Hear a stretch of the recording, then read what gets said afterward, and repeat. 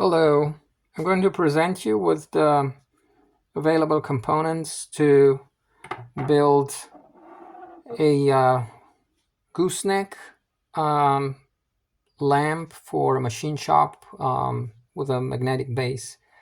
So the first component available is this segmented flexible hose used primarily to deliver cooling fluid at the tool area in many machine shops.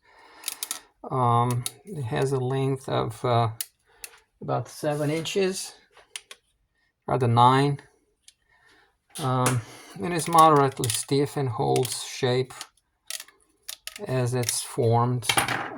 Then I have a gooseneck lamp coming from a small size grinder, bench grinder, and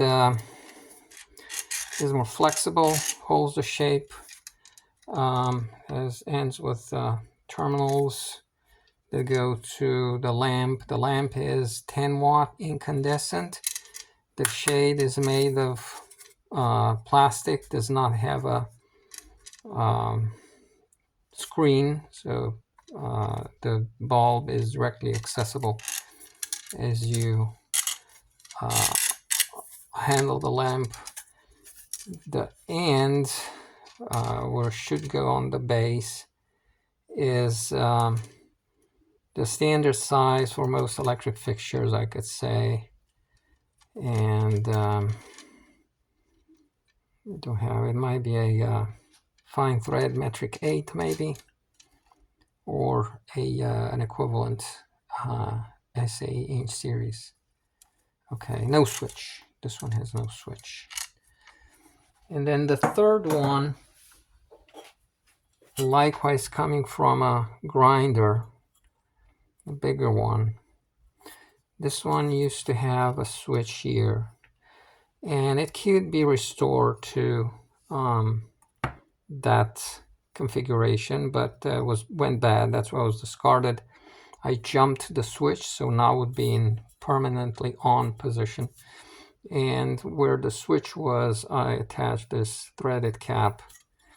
It's made of sheet metal, glazed, powder coated. The neck, the gooseneck, is stiffer and so harder to form and not as smoothly as you can see. Terminal, same size, fine thread, and a nut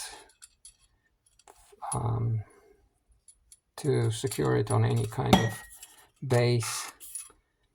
Okay, the wattage for this one, incandescent, was labeled not to exceed 40-watt incandescent, which for which the and not to overheat the insides. You can see the shielded cables with this temperature resistant sleeve. Okay, but an equivalent LED lamp that dissipates not even half of that wattage would be much stronger in terms of luminescence. Okay, magnets. There are many sizes and shapes available. I have this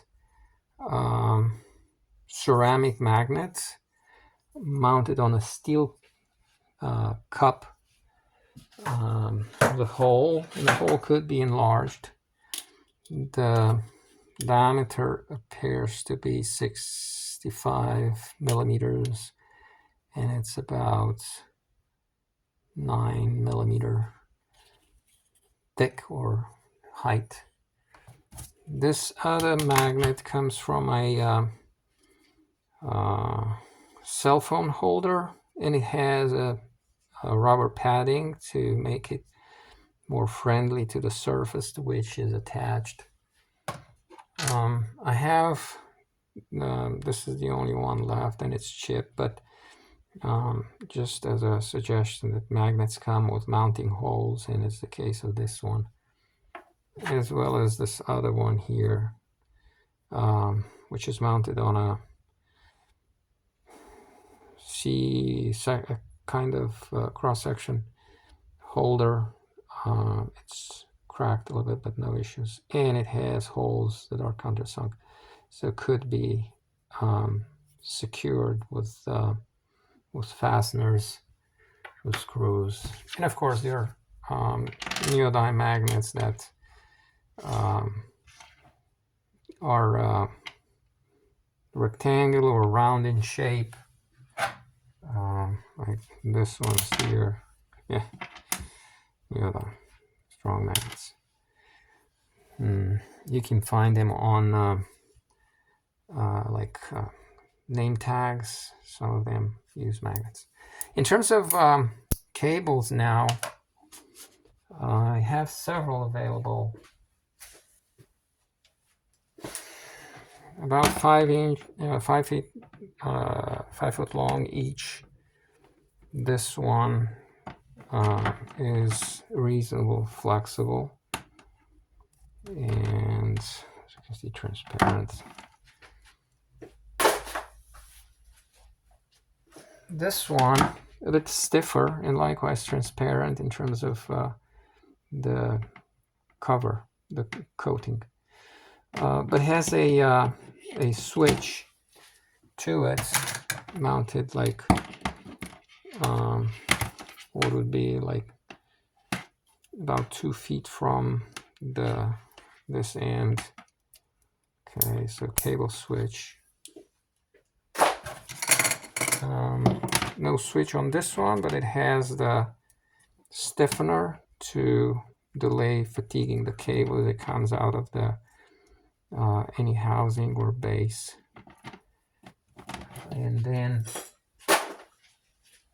I have another one with a switch and the bulb socket, same size as the black gooseneck lamp in terms of thread for the light bulb. Same size nipple to connect to a shade.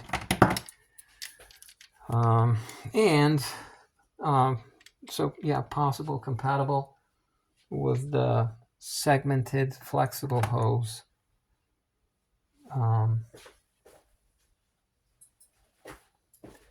And also for the segmented hose, we could use this socket with a bulb, and I know there are equivalent LED going with the same socket. Any shade could be mounted using it's original to the lamp socket. It comes from a bathroom fixture, so the weldment can be undone on the cage, retain just the sleeve, the bushing, and it could be made into or adapted to some kind of a shade, possibly. Okay, so and about 2 foot of cable. All right, so yeah, this was it. Thank you for watching.